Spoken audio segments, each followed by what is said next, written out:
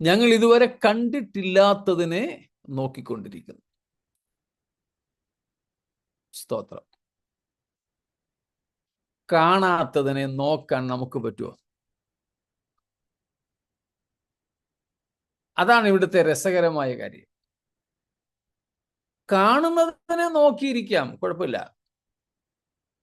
കാണാത്തതിനെ നോക്കിയിരിക്കുക. അതെന്താ ഈ കാണാത്തത്?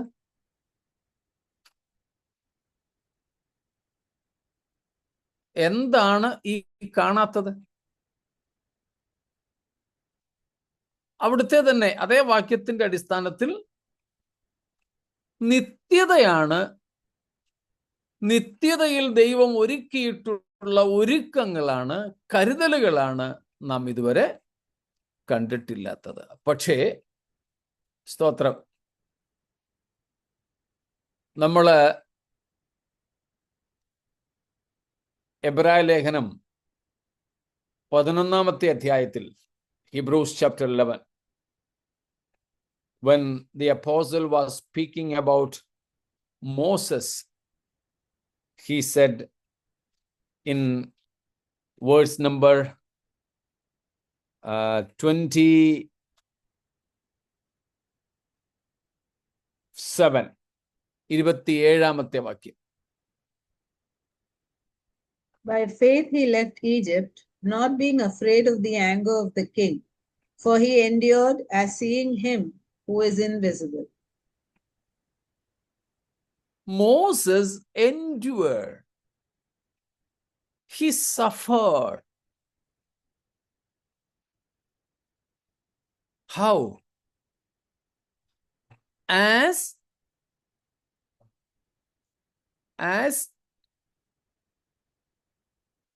seeing him who is invisible. Seeing him who is invisible.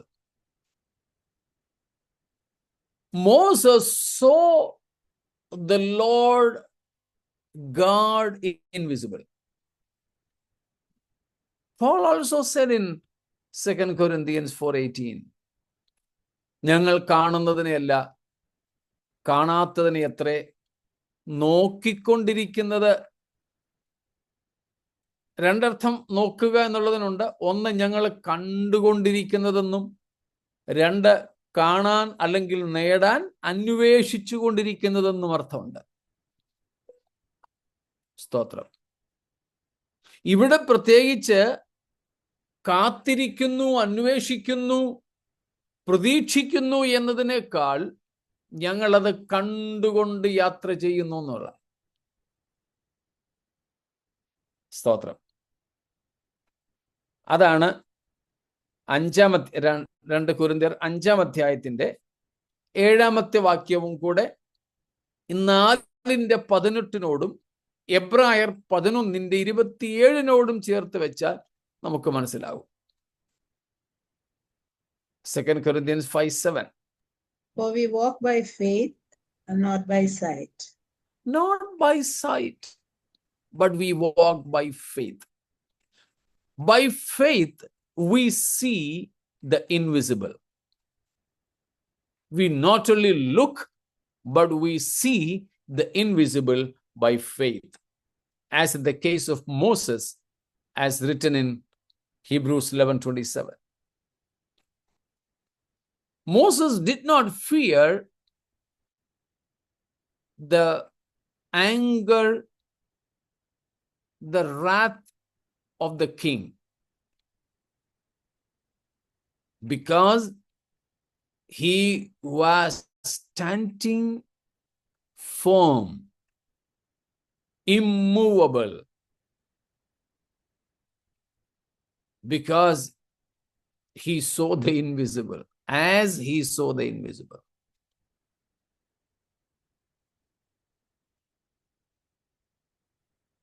അപ്പൊ കാഴ്ചയാലല്ല എന്ന് വെച്ചാൽ കാണുന്ന ചിലതിന് വേണ്ടി അല്ല, ആ ലക്ഷ്യമല്ല. വിശ്വാസത്താൽ അത്രേ ഞങ്ങൾ നടക്കുന്നത്. എന്താ അതിന്റെ അർത്ഥം? 3:18 പറഞ്ഞത്, 4:18 പറഞ്ഞത്, ഞങ്ങൾ കാണുന്നതിനെയല്ല കാണാത്തതിനെ അത്രേ നോക്കിയിരിക്കുന്നു. നോക്കിക്കൊണ്ടിരിക്കുക. അദൃശ്യനായ ദൈവത്തെ, കാണാൻ കഴിയാത്ത ദൈവത്തെ കണ്ടതുപോലെ. സ്തോത്രം. മോശ ഉറച്ചു നിന്നു. ഇതാണ് വെളിപ്പാട് 21, 22 അധ്യായങ്ങളിലെ പ്രതിപാദനം. ഇന്നും എനിക്കും നിങ്ങൾക്കും നമ്മുടെ ജീവിതത്തിൽ വരുന്ന എല്ലാം സന്തോഷത്തോടെ സഹിക്കുവാൻ പ്രേരകമാകുന്നത് ഈ ഒരു പ്രത്യാശ നമ്മുടെ ഉള്ളിൽ പകർന്നിരിക്കുന്നത് കൊണ്ടാണ്. സ്തോത്രം.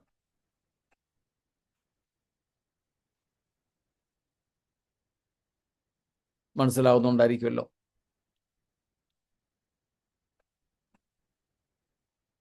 ഇപ്പം ഞാൻ പറഞ്ഞു 2 പ്രധാന ഭാഗങ്ങൾ ഇതുമായി ബന്ധപ്പെട്ടുണ്ടെന്ന്. അതിലൊന്ന് 2 കൊരിന്ത്യർ 4:18 വാക്യമായിരുന്നു, നമ്മൾ വായിച്ചു. മറ്റൊന്നാണ് റോമാലേഖനം 8 അധ്യായത്തിൽ നമ്മൾ കാണുന്നത്. 8 അധ്യായം അതിൻ്റെ 16 മുതൽ കൊണ്ട് എങ്കിലും 18 വാക്യം. Romans 8:18. For I consider that the sufferings of this present time are not worth comparing with the glory that is to be revealed to us. We have to make a comparison between the present suffering we go through and the future glory we will attain. സ്തോത്രം.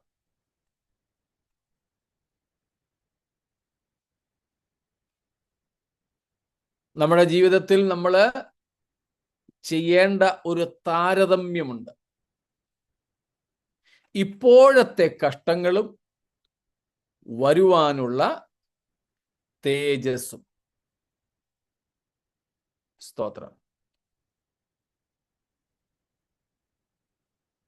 നമ്മൾ ഇത് തമ്മിലാണോ compare ചെയ്യാറുള്ളത്?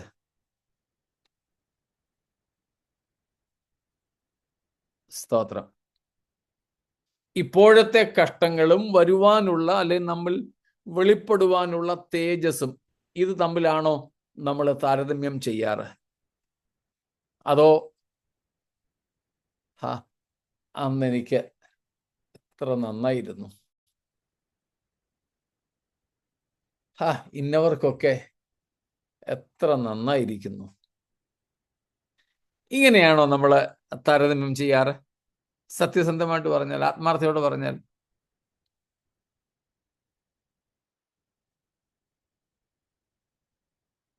സ്തോത്രം.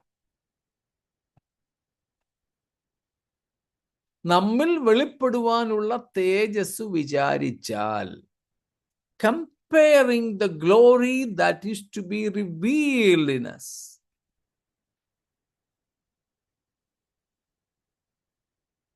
സ്തോത്രം.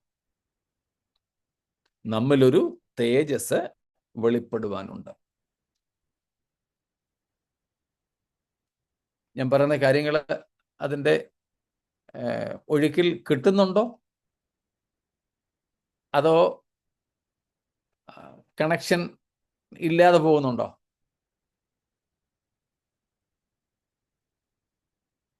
ഞാൻ പറഞ്ഞിട്ട് കാര്യമില്ലല്ലോ, നിങ്ങളുടെ അഭിപ്രായം കൂടെ മനസ്സിലാവുന്നുണ്ട്. ഓക്കെ. കാരണം നമ്മൾ വെളിപ്പാട് 21, 22 അധ്യായങ്ങളാ.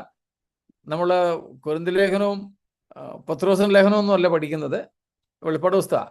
അതും വെളിപ്പാട് 21, 22 അധ്യായങ്ങൾ. അതൊന്ന് പറയാൻ ഈ ഭാഗങ്ങളിലേക്ക് നമ്മൾ പോയെന്നേ ഉള്ളൂ. സ്തോത്രം.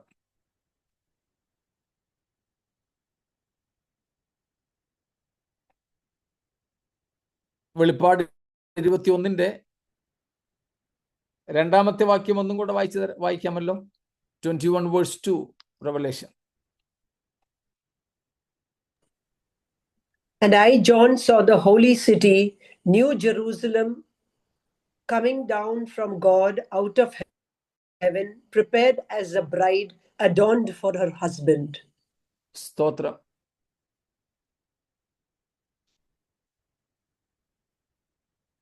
A beautiful, majestic city coming down from the very presence of God. Just as a well-prepared bride for her husband.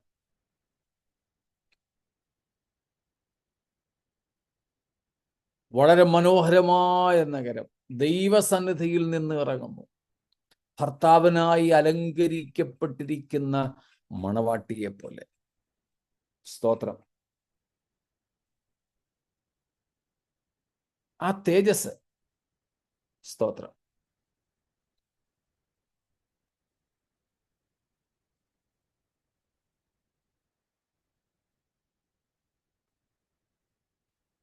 അതാണ് ദൈവസന്നിധിയിൽ നിന്ന് തന്നെ ഇറങ്ങുന്നതായി ഞാൻ കണ്ടു. സ്തോത്രം.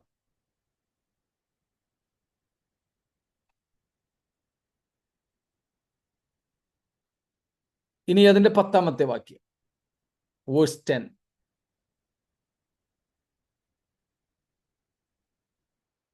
And he carried me away in the spirit to a great and high mountain, and shewed me that great city, the holy Jerusalem, descending out of heaven from God. Praise God. Here the apostle sees the glorious city. ദൈവസന്നിധിയിൽ നിന്ന് എങ്ങനെ ഇറങ്ങുന്നു എന്ന് നമ്മൾ വായിക്കുന്നേ? തേജസ് ഉള്ളതായി, അല്ലേ? സ്തോത്രം. Praise God.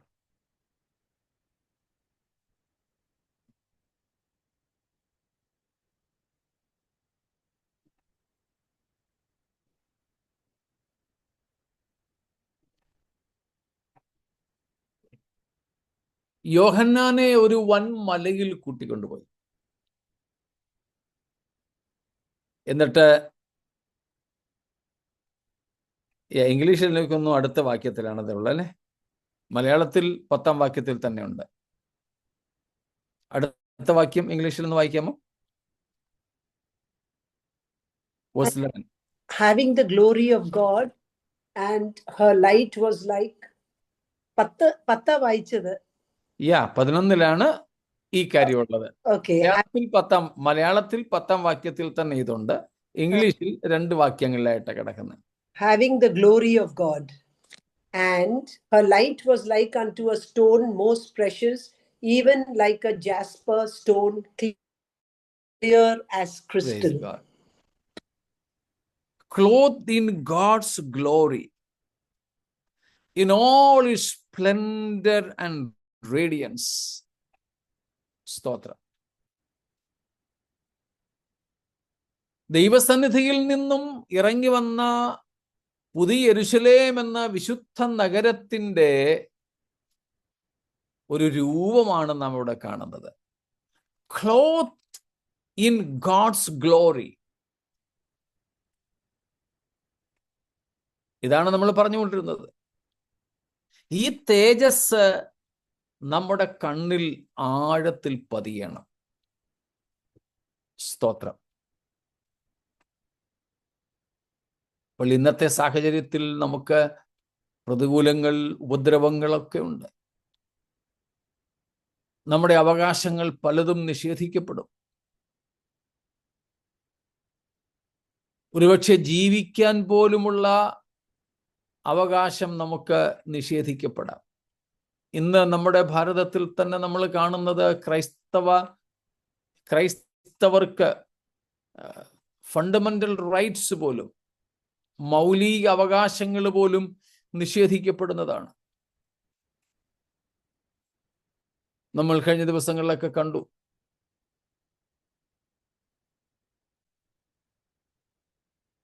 Police സ്റ്റേഷനിലാണ് ആള് എങ്കിലും അവിടെ വിസ്തരിക്കുന്നത് ജനക്കൂട്ടമാണ്. Mob trial.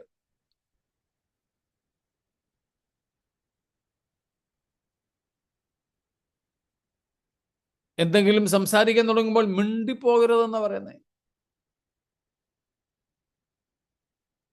നിയമത്തിന്റെ കാവലാളുകൾക്ക് മുമ്പിൽ നിന്നുകൊണ്ടാണ് ഭരണഘടനാ വിരുദ്ധമായ മൗലികാവകാശ ലംഘനങ്ങൾ നടത്തപ്പെടുന്നത്. ആരും ശബ്ദിക്കുന്നില്ല. അതിനെല്ലാവരും കൂട്ടുനിൽക്കുന്നു.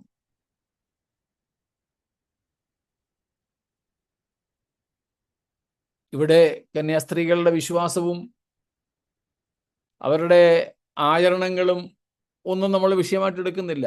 പൊതുവെ ക്രിസ്ത്യാനി എന്നൊരു കാഴ്ചപ്പാട് മാത്രമേ എടുക്കുന്നുള്ളൂ. ഇതുപോലെ എത്രയോ പേർക്ക് സ്വന്തം വീട്ടിൽ ഞാൻ കരം കൊടുക്കുന്ന എൻ്റെ വീട്ടിൽ താമസിക്കാൻ എനിക്ക് അനുവാദമില്ലാതെ വരിക, എൻ്റെ പേരിൽ രജിസ്റ്റർ ചെയ്തിരിക്കുന്ന ഞാൻ കാശ് കൊടുത്ത് വാങ്ങിച്ച ഉണ്ടാക്കിച്ച വീട്ടിൽ എനിക്ക് ഒരു ബൈബിള് വെക്കാൻ കഴിയാതിരിക്കുന്നു.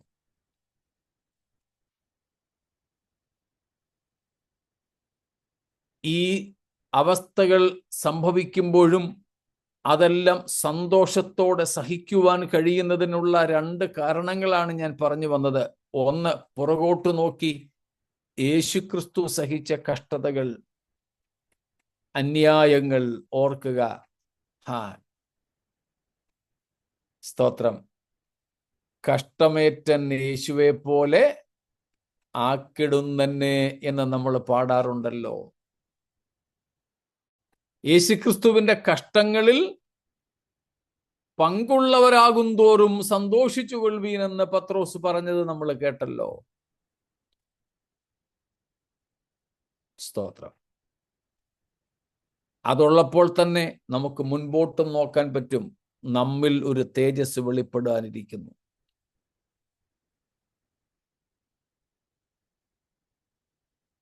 സ്തോത്രം. അതിനും മാതൃക മറ്റാരും അല്ല,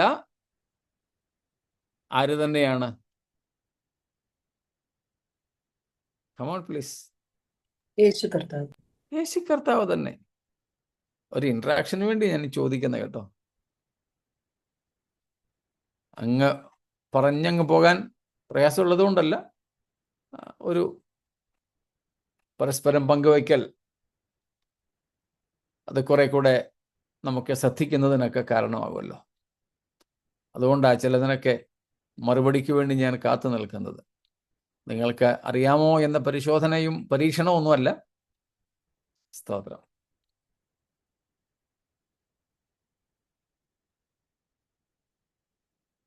അപ്പോൾ നമ്മുടെ മുമ്പിൽ വെച്ചിരിക്കുന്ന ആ തേജസ്, ആ പ്രത്യാശ, ദാറ്റ് ഹോപ്പ്,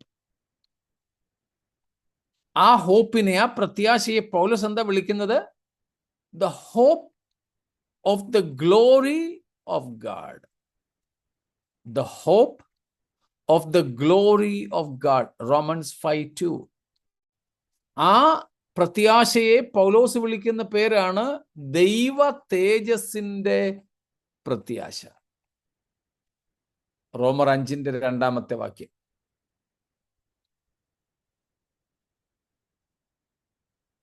എടുത്തെങ്കിൽ വായിക്കാം. For in this tent,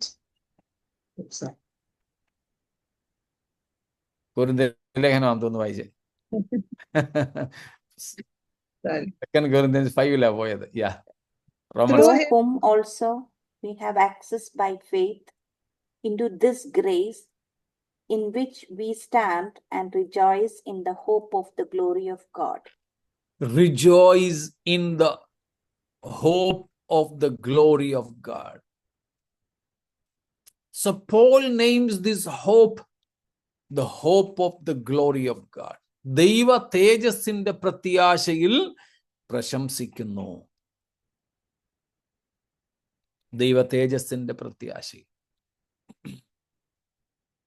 സ്തോത്രം.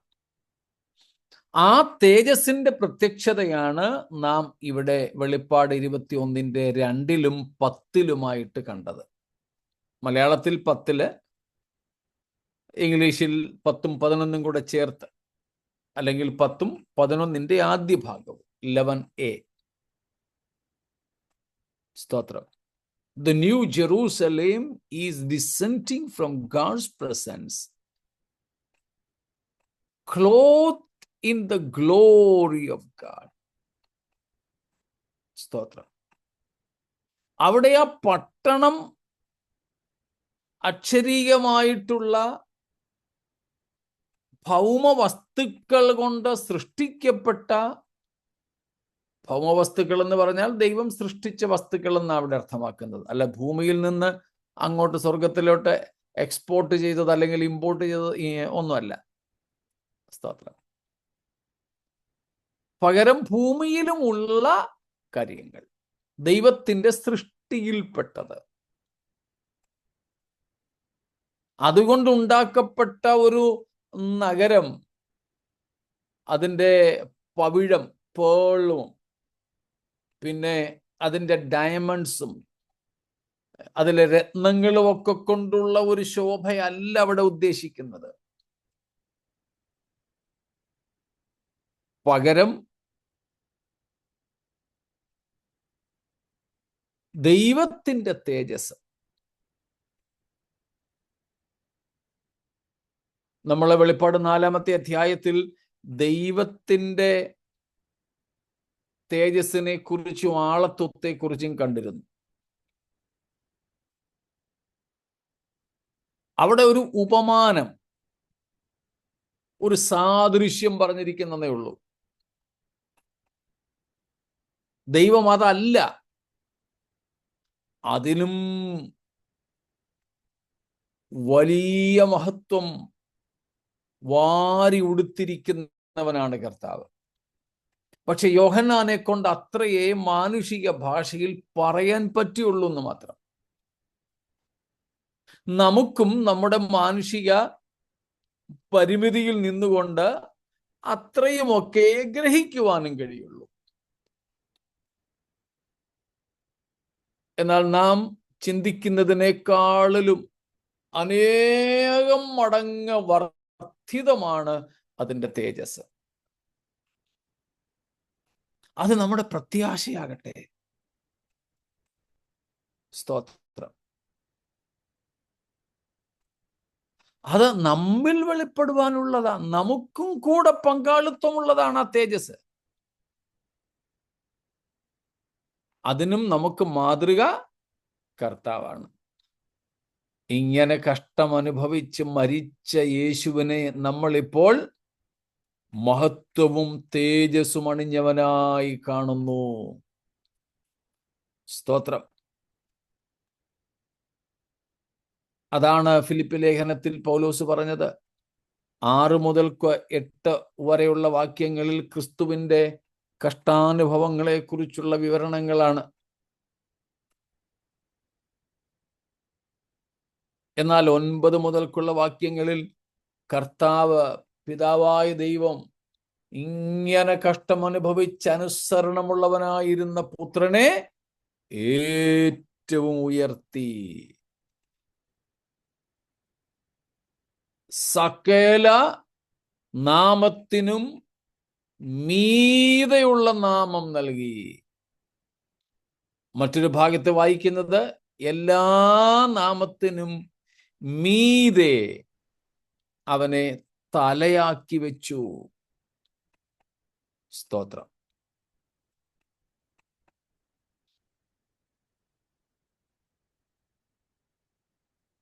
അപ്പോൾ ക്രിസ്തുവിനെ നാം ഇന്ന് തേജസ് അണിഞ്ഞവനായി കാണുന്നു. യോഹന്നാൻ മറ്റാരേക്കാളും അധികം അതൊന്ന് കണ്ടു. ഇയ്യോബിന്റെ ഭാഷയിൽ പറഞ്ഞാൽ അന്യനല്ല, സ്വന്തം കണ്ണുകൊണ്ട്. സ്തോത്രം. യോഹന്നാൻ അത് കണ്ടു. എവിടെ യോഹന്നാൻ കണ്ടത്? Mount of Transfiguration. രണ്ടിടത്ത് കണ്ടു. ഒന്ന് mount of transfiguration, of course. One more. Patmos. 1-ാം അധ്യായം.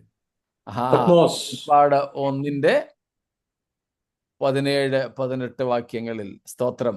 ഞാൻ അവനെ കണ്ടിട്ട് മരിച്ചവനെ പോലെ അവന്റെ കാൽക്കൽ വീണു. സ്തോത്രം.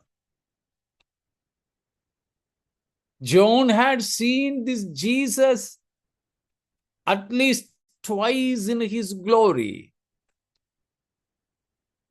One was on the Mount of Transfiguration. The another one was in the island of Patmos. സ്തോത്രം. ആ ഒരു തേജസ്സിന്റെ കർത്താവിനെ കണ്ടാൽ നമുക്ക് ഈ ലോകത്തിലെ, ഈ ഭൂമിയിലെ കഷ്ടതകളെ കുറിച്ചൊന്നും പിന്നെ യാതൊന്നും ചിന്തിക്കാൻ, പറയാനായിട്ടൊന്നും കാണില്ല. നമ്മൾ കൂടുതൽ കൂടുതൽ അത് സഹിക്കുകയുള്ളൂ.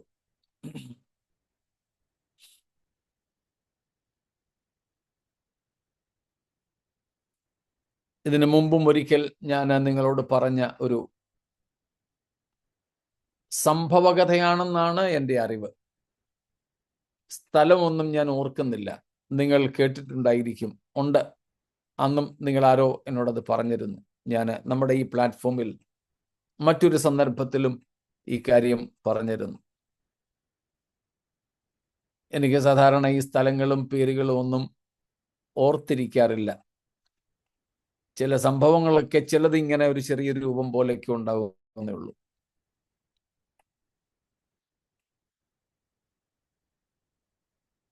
ഏതോ ഒരു കമ്മ്യൂണിസ്റ്റ് രാഷ്ട്രത്തിൽ വളരെ തണുപ്പുള്ള സ്ഥലത്ത്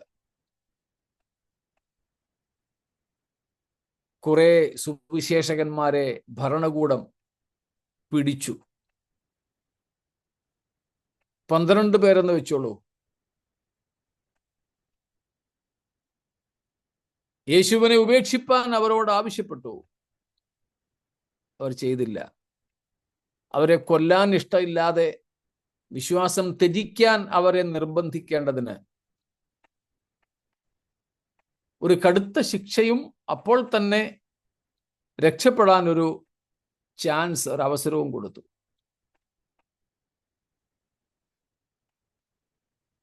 ജലാശയങ്ങളിലെ വെള്ളം പോലും തണുത്തുറയുന്ന അത്രയ്ക്ക് തണുപ്പുള്ള അവിടുത്തെ ജലാശയത്തിൽ ഒരിടത്ത് കഴുത്തുവരെ വെള്ളത്തിൽ ഇവർ ഇറക്കി നിർത്തി, നഗ്നരായി. എന്നിട്ട് തോക്കുമൊക്കെയായിട്ട് പോലീസുകാരെയും പട്ടാളക്കാരെയും കാവലാക്കി. ഓടിപ്പോയാൽ അപ്പോഴേ ഷൂട്ട് ചെയ്യുക. ചാകുന്നതിന് മുമ്പ് എപ്പോഴെങ്കിലും ഉപേക്ഷിക്കാൻ, യേശുവിനെ ഉപേക്ഷിക്കാൻ തയ്യാറാണെന്ന് പറഞ്ഞാൽ അപ്പോഴേ അവരെ കരയ്ക്ക് കൊണ്ടുവന്ന് തീ കായിച്ച് അവരെ ജീവനിലേക്ക് മടക്കി വരുത്തുക. സ്തോത്രം.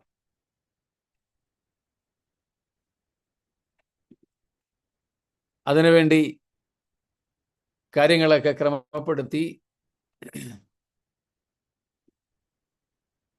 അങ്ങനെ മണിക്കൂറുകളോളം നിന്നിട്ട് ഇവരാരും പിന്മാറുന്നില്ല, യേശുവിനെ ഉപേക്ഷിക്കുന്നില്ല. ഈ വെള്ളത്തിൽ, കഴുത്തോളം വെള്ളത്തിൽ നിന്ന് മരിക്കുമെന്ന അവസ്ഥയെത്തി. ഏറ്റവും ഒടുവിൽ മണിക്കൂറുകൾക്ക് ശേഷം ഒരാൾ പരാജയം സമ്മതിച്ചു കരയ്ക്ക് കയറാൻ. അയാളെ പട്ടാളക്കാർ വളരെ പെട്ടെന്ന് വലിച്ച് കരയ്ക്ക് കൊണ്ടുവന്ന് തോർത്തി, വസ്ത്രമൊക്കെ കൊടുത്ത്, തീ കായാനിരുത്തി, കാര്യങ്ങളൊക്കെ അദ്ദേഹത്തെ ജീവനിലേക്ക് മടക്കിക്കൊണ്ടുവരിക. സഹിക്കവയ്യ. എന്നാൽ നടന്നൊരു അത്ഭുതമുണ്ട്.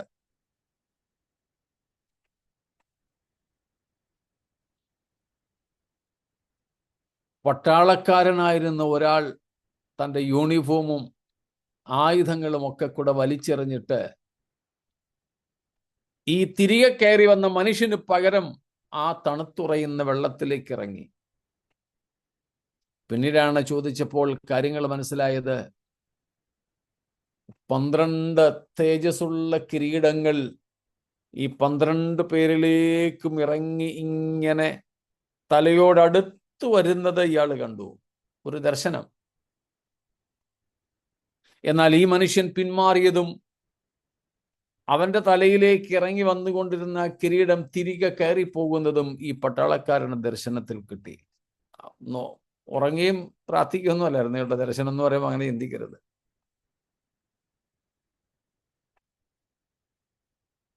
അതിന്റെ ശോഭ എത്ര മോഹനമായിരുന്നു.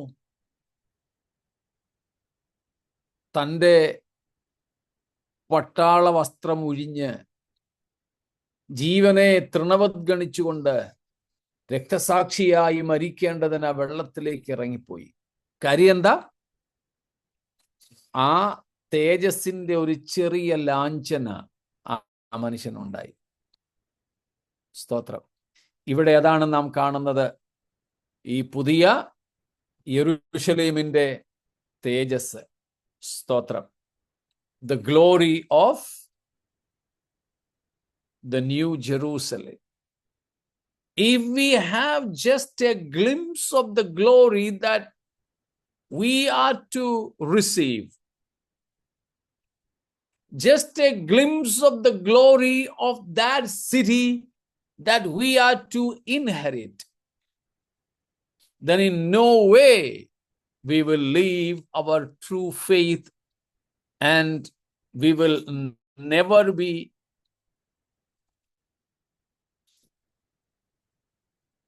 getting away from the loyalty, undivided loyalty to the Lord Jesus Christ. സ്തോത്രം. ആ തേജസ് ഏറെ വലുതായതാണ്. സ്തോത്രം.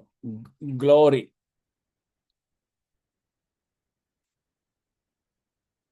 പഴയ നിയമത്തിൽ നമ്മൾ കാണുന്നുണ്ട്,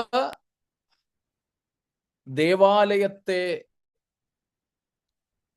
ദൈവം തന്റെ ശെഖയിന കൊണ്ട് നിറച്ചു. സ്തോത്രം. 1 Kings chapter 8 verse 11.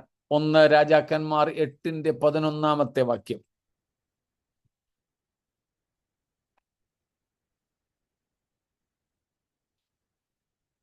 First Kings 8:11.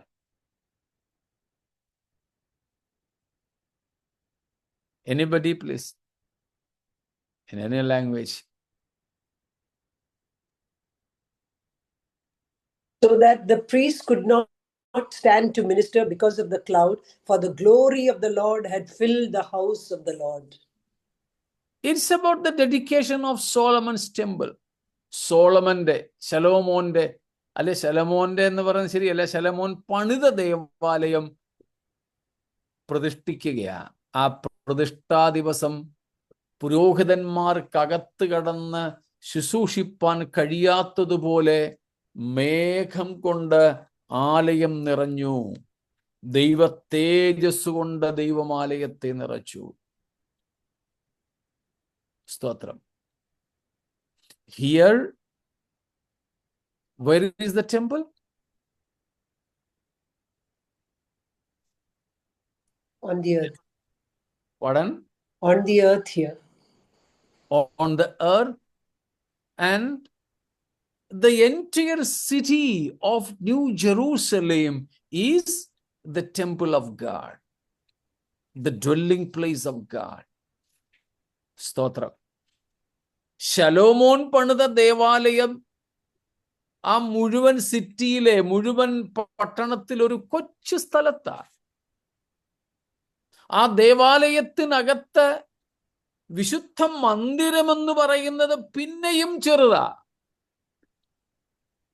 എന്നാൽ ഇവിടെ പുതിയ യെരൂശലേം എന്ന വിശുദ്ധ നഗരത്തിൽ ദേവാലയം ഉണ്ടോ? ഇല്ല. സ്തോത്രം. ദേവാലയം ഇല്ല. പിന്നെ ആ പട്ടണം മുഴുവനും തന്നെ ദേവാലയമാണ്. കൂടാതെ സ്തോത്രം ആ വിശുദ്ധ നഗരത്തിൽ പ്രത്യേകിച്ച് ഒരു വിശുദ്ധ മന്ദിരമില്ല. സ്തോത്രം. ദൈവം തന്നെ അതിൻ്റെ മന്ദിരമായി, അതിൻ്റെ വിളക്കായി പ്രശോഭിക്കുകയാണ്. സ്തോത്രം. അതാണിവിടെ തേജസ് എന്ന് പറയുന്നത്. ആ തേജസ്സിൽ നാമും എല്ലാവരും പങ്കാളികളാകും. ഹല്ലേലൂയ. ആ ദർശനമുള്ളവരായി, ആത്മാവിനാൽ ആ വെളിപ്പാട് പ്രാപിച്ചവരായി, സ്തോത്രം, നമ്മിൽ വെളിപ്പെടുവാനുള്ള തേജസ്സിനാൽ, സ്തോത്രം, അതിൻ്റെ ആ ചിന്തകളാൽ പരിപൂരിതരായി ഈ കാലത്തിലെ ശാരീരികമോ മാനസികമോ സാമ്പത്തികമോ സാമൂഹികമോ ഒക്കെയായ കഷ്ടതകളെ, നഷ്ടങ്ങളെ, ഉപദ്രവങ്ങളെ മറന്ന് നമുക്ക് ജയാളികളായി മുൻപോട്ട് പോകുവാൻ നമ്മെ തന്നെ സമർപ്പിക്കാം. സ്തോത്രം. ദൈവം ആയതിനായി നമ്മെ എവരെയും ഒരുക്കട്ടെ, സഹായിക്കുമാറാകട്ടെ എന്ന് പ്രാർത്ഥിക്കുന്നു. ഈ വചനങ്ങൾ